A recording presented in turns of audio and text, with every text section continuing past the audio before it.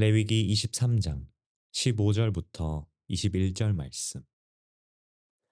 안식일 이튿날 곧 너희가 요제로 곡식단을 가져온 날부터 세어서 일곱 안식일의 수요를 채우고 일곱 안식일 이튿날까지 합하여 50일을 계수하여 새 소제를 여호와께 드리되 너희의 처소에서 10분의 2 에바로 만든 떡 2개를 가져다가 흔들지니 이는 고운 가루에 누룩을 넣어서 구운 것이요 이는 첫 요제로 여호와께 드리는 것이며 너희는 또 이 떡과 함께 1년 된 흠없는 어린 양 7마리와 어린 수소 1마리와 순양 2마리를 드리되 이것들을 그 소제와 그 전제 제물과 함께 여호와께 드려서 번제로 삼을지니 이는 화제라 여호와께 향기로운 냄새며 또 순염소 하나로 속죄제를 드리며 1년 된 어린 순양 2마리를 화목제물로 드릴 것이요 제사장은 그 첫 이삭의 떡과 함께 그 2마리 어린 양을 여호와 앞에 흔들어서 요제를 삼을 것이요 이것들은 여호와께 드리는 성물이니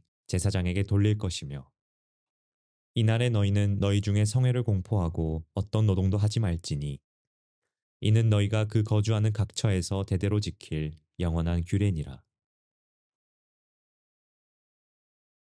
좋은 날입니다. 성령님께서 오늘도 여러분의 심령 가운데 큰 은혜와 평강으로 함께해 주시기를 주님의 이름으로 축복합니다. 오늘부터 시작하여서 오순절 절기에 관한 특별 메시지를 여러분에게 한 6번 정도에 걸쳐서 전하기를 원합니다. 오순절이란 절기는 구약 성경 안에 하나님께서 자기 백성들에게 지키라고 명령하신 7개의 절기 가운데 하나입니다. 레위기 23장에 보면 하나님께서 자기의 택한 백성들에게 7개의 절기를 반드시 지켜라 하는 말씀을 명령하셨습니다. 그 7개의 절기는 봄절기 3개와 가을절기 3개 그리고 초여름절기 하나 이렇게 해서 7개의 절기가 됩니다. 그래서 봄절기 3개는 유월절과 무교절과 초실절인데 3일에 걸쳐서 3개의 절기가 한꺼번에 시작되어지고 그러나 지키기는 일주일간에 걸쳐서 지킵니다. 그래서 일주일 동안에 이 3개의 절기를 다 지킬 수가 있습니다. 봄절기 때. 그 다음 가을절기는 나팔절과 대속제일과 그리고 초막절 혹은 장막절이라고 하는 절기인데 이 3개의 절기도 역시 15일간에 걸쳐서 다 지킬 수 있는 그런 중요한 절기입니다. 가을 절기. 사실은 가을 절기는 15일간이 아니라 21일간에, 22일간에 거쳐서 지킬 수 있는 절기입니다. 그래서 가을에 한 번 또 예루살렘 성전에 찾아오면 22일간 머무르면서 이 절기 3개를 한꺼번에 지키는 겁니다. 이렇게 봄절기와 가을절기 중간에 초여름에 다가오는 절기가 바로 오순절이라는 절기입니다. 주님은 이 봄절기와 가을절기 그리고 초여름절기인 이 오순절 합해서 7개의 절기를 지키는데 1년에 3차례 남자들은 반드시 여호와의 성전이 있는 예루살렘에 올라와서 절기를 지키라 하고 말씀하셨습니다. 그래서 1년에 3차례 봄에 한 번, 가을에 한 번, 초여름에 한 번, 3차례만 예루살렘 성전에 올라오면은 절기 7개를 다 지킬 수 있는 거예요. 무슨 말인지 알겠죠? 그래서 이 오순절의 의미가 도대체 뭔가 하는 것을 여러분과 한번 살펴보기를 원합니다. 절기의 총론 부분에서, 서론 부분에서 여러분에게 이미 말씀을 드렸습니다. 여호와의 절기라는 이름으로 시리즈 설교를 여러분에게 드린 적이 있고 그 여호와의 절기라는 시리즈 안에서 이런 말씀을 드렸습니다. 하나님께서 자기의 택한 백성들에게 지키라고 명령하신 7개의 절기는 전부 예언적인 절기이다. 그 말은 미래에 성취될 하나님의 구원에 관한 예언이 담겨 있는 것이 바로 절기라는 거예요. 그래서 이 절기를 지킬 때마다 앞으로 하나님이 이런 일을 하실 것이다, 준비하라 하는 그런 예언적 의미가 담겨 있고 절기를 지킨다는 것은 어쩌면 총연습, 리허설을 하는 것과 같다. 하나님이 이런 일을 하실 것이다 하는 것을 미리 예행 연습하면서 소망 중에 이 절기를 지키는 것이다 하는 것도 여러분에게 말씀드렸습니다. 오순절도 마찬가지입니다. 여러 나머지 봄절기 3개와 가을절기 3개와 마찬가지로 여름절기인 오순절도 하나님께서 자기의 택한 백성들을 구원하기 위해서 하실 일을 예언적으로 미리 말씀하신 것이 바로 오순절 절기입니다. 그래서 이 오순절 절기를 지킬 때마다 하나님이 하실 일을 기대하면서 소망 중에 리허설, 총연습을 하는 것이 오순절이란 말씀입니다. 자, 그래서 이번에는 이 오순절 전체 시리즈 설교를 하면서 한 6가지를 주제를 삼고 말씀을 드리려고 합니다. 그래서 여러분에게 오순절의 예언적 의미가 무엇인가, 이 오순절을 어떻게 영적으로 우리 삶에 적용할 것인가 하는 것을 가르치기를 원하는데, 첫 번째는 오순절이란 무엇인가 하는 전반적인 이야기, 두 번째로는 오순절과 모세가 받았던 십계명, 율법의 이야기는 어떤 연관이 있는가, 그 다음 세 번째로 오순절과 성령 강림은 무슨 의미가 있는가, 어떤 연관성이 있는가, 성령님과 오순절, 그 다음에 오순절과 추수, 영혼의 추수, 영혼의 구원과는 어떤 관계가 있는가, 그 다음 마지막으로 다섯 번째로 오순절과 성경의 룻기는 어떤 연관성이 있는가, 이런 것을 차례대로 살펴보기를 원합니다. 이미 예수를 믿는 여러분들은 이것의 의미를 어느 정도 짐작을 할 것입니다. 그러나 이 오순절 시리즈 설교를 여러분이 들으면서 그래서 오순절의 의미가 있구나. 그래서 사도행전 2장에 오순절 날에 기도했을 때 성령님이 강림했구나. 그래서 3,000명이 구원받는 역사가 일어났구나 하는 사실들을 우리가 알 수 있기 때문입니다. 자, 오순절이 무엇인가 하는 첫 번째 서론 시간을 오늘 여러분과 가지기를 원합니다. 우리 한번 레위기 23장 15절부터 21절을 살펴봅시다. 레위기 23장은 절기장이라고 했습니다. 그 23장에는 먼저 안식일을 거룩하게 지키라. 이것이 가장 중요한 절기의 기초이다.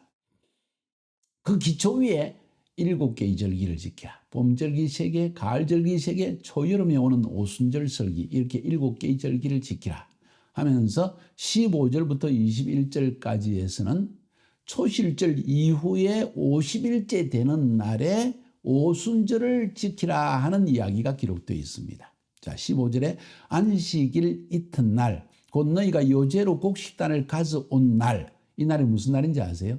초실절입니다.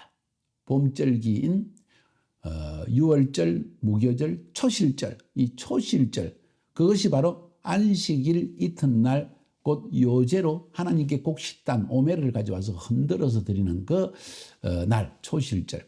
그날부터 세어서 1일, 2일, 3일, 4일 세워가지고 7 안식일의 수요를 채우고, 이 말은 7주간을 다 채워라. 그럼 며칠이 되죠? 49일이 되어집니다. 7 안식일 이튿날까지 합하면, 이튿날은 7 안식일이 49일인데 그 다음 날이 되면 며칠이 되죠? 50일이 됩니다. 이튿날까지 합하여 50일을 계수하여 세소제를 여호와께 드리라. 이 날이 바로 오순절이라는 거예요. 오순이란 말을 의미를 아시나요? 순은 사실 중국말에서 나온 것이죠. 순은 10이란 뜻이죠. 우리 할아버지들 칠순 예배를 드린다. 칠순, 70이라는 뜻입니다. 그죠? 그래서 오순절, 50일이라는 뜻이죠. 17절에 너희의 처소에서 10분의 1 에바로 만든 떡 2개를 가져다가 흔들지니 이는 고른 가루에 누룩을 넣어서 구운 것이요. 또 너희는 이 떡과 함께 1년 된 흠 없는 어린 양 7마리와 어린 수소 1마리와 숫양 2마리를 드리되 이것들을 그 소제와 그 전제제물과 함께 여호와께 드려서 번제로 삼을지니 이는 화제라. 여호와께 향기로운 냄새며 또 수염소 하나로 속죄제를 드리며 1년 된 어린 순양 2마리를 화목제물로 드릴 것이요. 제사장은 그 첫 이삭의 떡과 함께 그 2마리 어린 양을 여호와 앞에 흔들어서 요제를 삼을 것이요.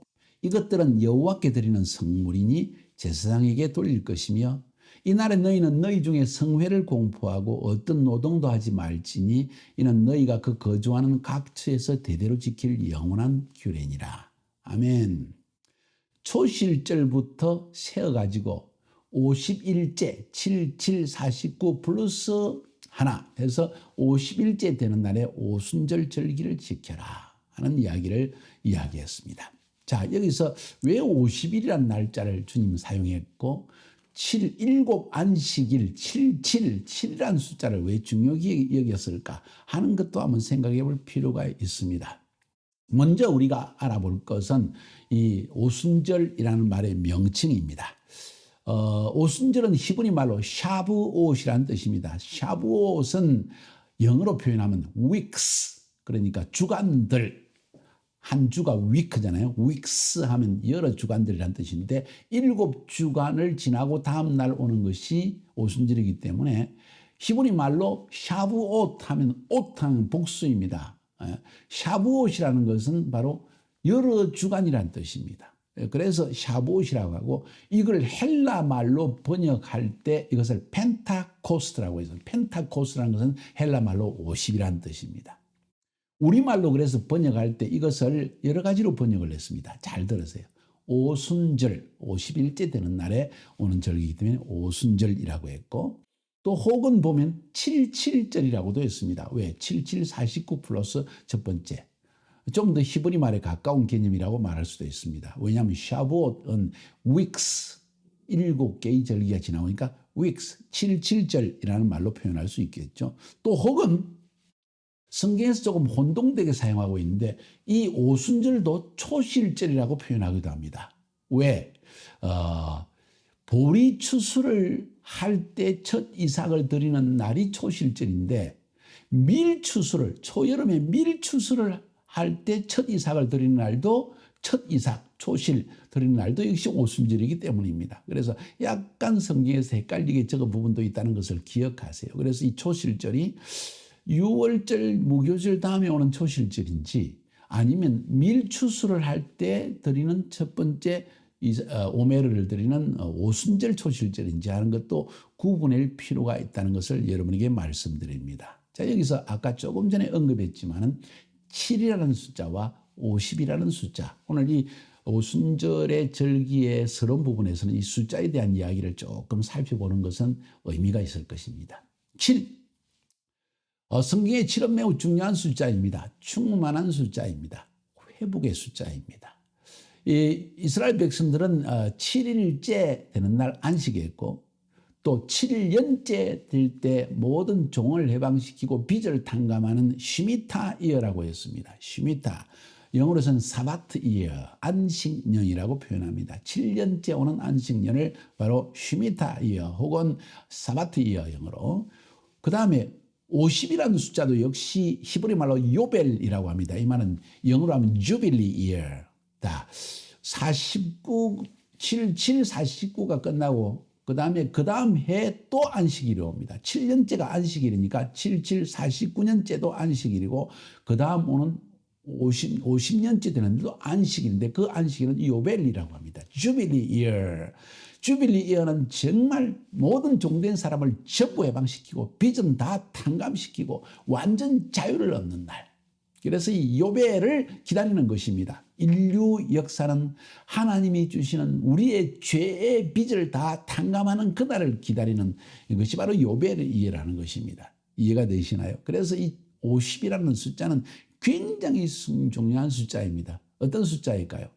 우리의 죄에 대한 값을 다 치르는 날, 완전한 자유를 얻는 날, 구원을 얻는 날, 회복을 얻는 날, 그런 날이 바로 오순절 50이라는 숫자와 연관해서 볼 때, 또 7이라는 숫자와 연관해 볼 때 이 오순절의 의미를 알 수가 있는 것입니다. 다른 말로 표현하면 이 오순절은 7이 완성되는 날이라기도 하고 50이라는 숫자가 완성되는 날이기 때문에 하나님의 구원이 완성되는 해, 우리의 죄에 대한 구속을 완전히 완성하시는 그런 날, 이것이 바로 오순절이라는 것이 알 수가 있습니다. 또 한번 다른 방면을 생각해 봅시다. 놀라운 사실은 나중에 오메르 이야기할 때 오순절과 오메르 부분을 이야기할 때 말씀을 드리겠지만 오순절은 초실절부터 시작해가지고 50일째 되는 날입니다. 왜 초실절부터 세가지고 50일이라는 말을, 특별한 말을 표현하는가? 몇 년, 몇 월, 며칠 이렇게 하지 않고 초실절부터 세어가지고 50일째 되는 날이라는 말 표현을 왜 했을까 하는 거예요. 초실절은 부활의 첫 열매인 예수 그리스도께서 부활하신 날입니다. 첫 구원의 열매가 맺어진 날입니다. 보리추수의 첫 이삭을 드리는 날입니다. 그날부터 매일 오메르를 세어라.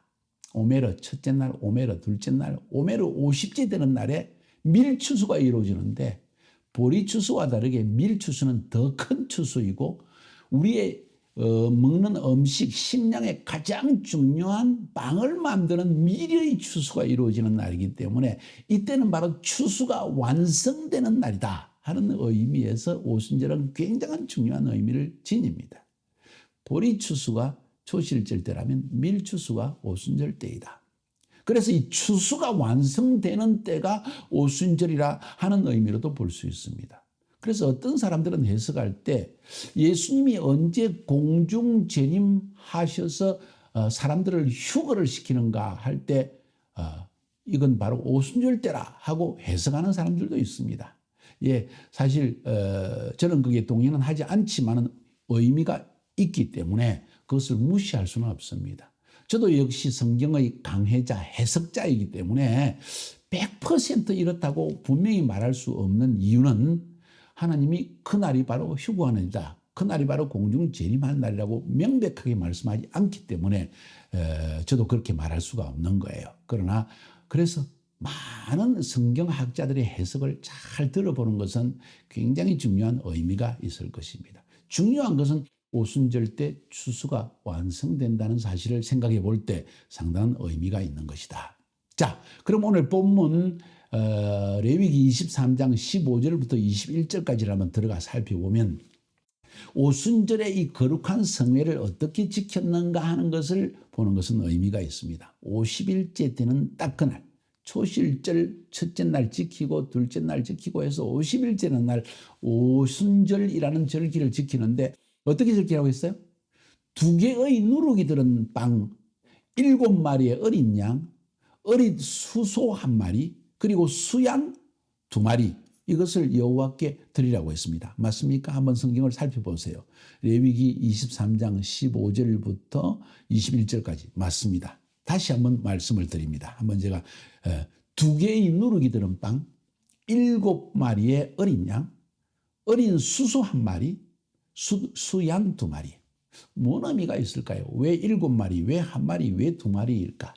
다양한 해석이 가능합니다. 이것도 성경이 즉각적으로 직접적으로 해석을 해주기 않았기 때문에 우리는 이것을 나름대로 해석을 할 필요가 있습니다. 마치 법을 해석하듯이 말이죠. 그래서 어린 양 7마리란 의미는 뭘까요? 충만한 숫자입니다. 7이라는 숫자는. 구원받은 모든 백성들을 총체하는 숫자가 7숫자이고 어린 양을 그것도 화재로 불로 태워서 번제로 완전히 태워서 하나님께 향기로운 제물로 드리라는 것은 구원받은 모든 사람들의 죄를 대신 짊어질 어린 양을 의미하기 위해서 이 1년 된 어린 양, 흠이 없는 어린 양, 죄가 없는 어떤 누군가가 와서 7 숫자 완전한 충만한 숫자, 모든 인류의 모든 구원받은 사람들의 죄악을 씻어내기 위해서 어린 양이 십자가에 자기의 몸을 완전히 불태워서 죽였다, 죽음으로 내드렸다 하는 의미에서 어린 양 7마리, 이 7은 교회의 충만한 숫자, 구원받은 모든 사람의 숫자를 위해서 어린 양이 피를 흘리셨다 하는 의미에 그거를 믿음으로 고백하기 위해서 어린 양 7마리. 그 다음에 어린 수소 1마리. 이건 뭔 의미일까? 수소는 항상 지도자를 상징합니다. 교회의 사역자를 상징합니다. 여호와 하나님 앞에 헌신된 모든 사역자의 죄악을 대신 짊어진 수소를 의미하는 것입니다. 그 다음 수양 2마리는 뭘까요? 여기서 둘이라는 숫자가 특징적으로 2번 나옵니다. 하나는요, 누룩을 넣은 빵 2개, 그 다음에 또 하나는 흠이 없는 1년 된 어린 양 2마리, 수양 2마리. 여기서 말하는 어린 양 2마리는 상징적으로 이것을 의미합니다. 1마리 양은 이방인을 상징하고 다른 1마리는 유대인을 상징합니다. 그래서 2마리입니다. 잘 기억을 하세요. 이방인과 유대인을 구분하는 이유는 성경에 기록된 말씀들이 유대인을 통하여서 하나님이 이방인에게 계시한 하나님의 음성이 담겨져 있기 때문이고, 어떤 말씀들은 유대인을 위한 말씀이면서 어떤 말씀은 이방인에 대한 말씀이기도 하기 때문입니다. 잘 기억하시기 바랍니다. 그 다음 빵 2개를 구워서 여호와 앞에 흔들어서 드린나이다 하는 표현을 냈고, 여기 보니까 2마리의 어린 양과 2개의 빵 덩어리를 흔들어서 여호와께 요제로 드렸다. 요제라는 것은 흔들어서 드리는 제물이란 뜻입니다. 이것을 연습하는 것입니다. 무엇 때문에 연습할까? 왜 2마리를 드릴까? 왜 빵 2개를 드릴까? 왜 흔들어서 드릴까? 흔들어서 드린다는 의미는 기쁨의 표현이라고 저는 해석합니다. 여러분, 아직 이런 해석들이 완전하지 않기 때문에 그냥 저의 해석이라고 말할 때 여러분은 김삼순 목사님은 성령의 감동으로 그렇게 느끼는구나 하고 생각하시면 됩니다. 왜 기쁨의 표현인가? 이날은 어린 양의 피로 우리가 구원받는 날이기 때문입니다. 구원받은 기쁨을 표현하는 날이기 때문이다. 2개의 떡은 왜 2개의 떡인가? 그것도 왜 누룩이 들어간 떡인가? 누룩은 성경에서 죄를 상징한다고 했습니다. 2개의 누룩이 들은 빵, 그것은 하나는 죄인 이방인, 또 하나는 죄인 유대인. 유대인도 죄인이고 이방인도 죄인입니다. 죄인된 우리들이 하나님의 은혜로 구원함을 받은 날을 감사해서 흔들어서 기쁨으로 표현하는 날이 바로 이 오순절의 빵 2개의 의미, 누룩이 들은 빵, 이방인과 유대인. 또 2마리의 어린 양을 왜 하나님께 번제로 드립니까? 그 이유는 무엇입니까? 한 마리는 이방인을 위해서 죽은 양, 또 한 마리는 유대인을 위해 죽은 양. 둘 다 죄인이기 때문에 누군가 피를 흘려야 된다는 거예요. 피가 없이는 죄 사함이 없다. 죄를 지은 자는 반드시 피를 흘려 죽는 값을 치러야 된다. 그런데 우리를 대신해서 어린 양인 예수 그리스도께서 오셔서 십자가에서 대속에 죄를 대신 사하는 피를 흘려주심으로 우리는 구원함을 받았다. 그날에 어린 양 2마리를 흔들고 누룩이 들은 2빵을 흔들어서 하나님 앞에 주님 감사합니다. 이런 죄인들을 어린 양의 피로 구속하여 주셨으니 얼마나 감사합니까? 이런 제사를 드린 날이 바로 오순절날, 이렇게 지키라고 했다는 것입니다. 그래서 한번 생각해 보세요. 사도행전 2장에 1절부터 보면 2장 전체에서 오순절날이 이르렀을 때 온 세상에서 여호와를 경외하는 이방인들과 유대인들이, 이방인들 중에서도 경건한 이방인들이 있어서 유대교로 입교한 사람들이 있었는데, 그 사람들이 이 절기를 지키기 위해서, 오순절 절기를 지키기 위해서 예루살렘에 와가지고 절기를 지키는 그 성전에서 무슨 일이 일어나느냐? 대제사장이 빵 2덩어리를 들고 하나님께 요제로 막 흔들고 있을 그때에 성령님이 팡 임했다는 거예요. 오순절과 성령에 대한 이야기 이제 그 다음 시간으로 넘어가서 배우기로 하고, 오늘 바로 그런 배경하에서 사도행전 2장이 기록되어졌고, 또 레위기 23장에서 안식일을 이렇게 지키라고 주님이 말씀하셨다는 것입니다. 자, 이해가 되어지죠. 그래서 오순절 날은 추수의 기쁨이 넘치는 날이다. 한마디로 추수의 기쁨이 넘치는 날이다. 그것도 이방인의 구원, 유대인의 구원, 그것이 이루어지는 날. 하나님의 구원의 추수가 이루어지는 그날을 기뻐하는 것이 오순절이다. 그날을 선포하는 것이 오순절이다. 할렐루야. 그런 선포가 여러분의 심령 가운데 충만하게 되기를 주님의 이름으로 축복합니다. 승리하세요.